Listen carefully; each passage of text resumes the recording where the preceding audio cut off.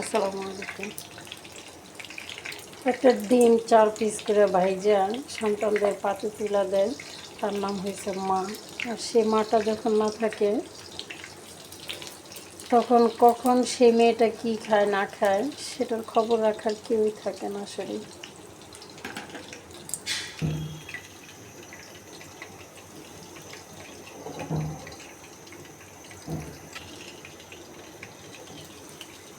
মা না থাকলে প্রত্যেকটা মেয়ে বোঝে মা না থাকার যন্ত্রণা। তার আদরের মেয়েটা কখন কী খাবে না খাবে সেটা জানার মতো কেউই থাকে না, যদি তার না থাকে বাবা মা। আর বাবা মা থাকলে তো প্রতি মুহূর্তে জিজ্ঞেস করে তুমি কী খাইছো, কী দিয়ে খাইছো, কী রান্না করছে। সে ভাগ্যটা তখনই চলে যায় যখন নাকি তার আদরের ভালোবাসায় সেই মমতাময় মা না থাকে, বাবা না থাকে। জীবনে অনেকটা সময় মা অনেক বেশি কষ্ট করে তার সন্তানের জন্য। সে কী খাইলো, সে কী খাওয়াতে ভালোবাসবে।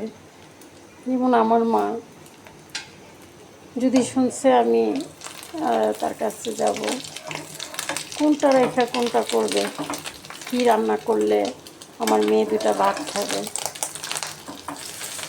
সবসময় এটা চেষ্টা করতাম। এখন কত ডিম ভাজি কত কিছু করি, খুব বেশি মাকে মিস করি। আর যদি আমার মা থাকতো তাহলে বলতো মা যে পিসটা সবচেয়ে বড় তুমি সেটা নাও।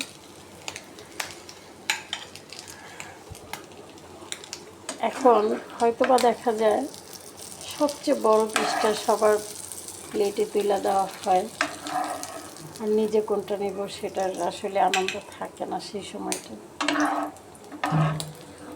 সেটা ভাবিও না, সে আনন্দটা মনে অনেক আগেই চলে গেছে ভিতর থেকে।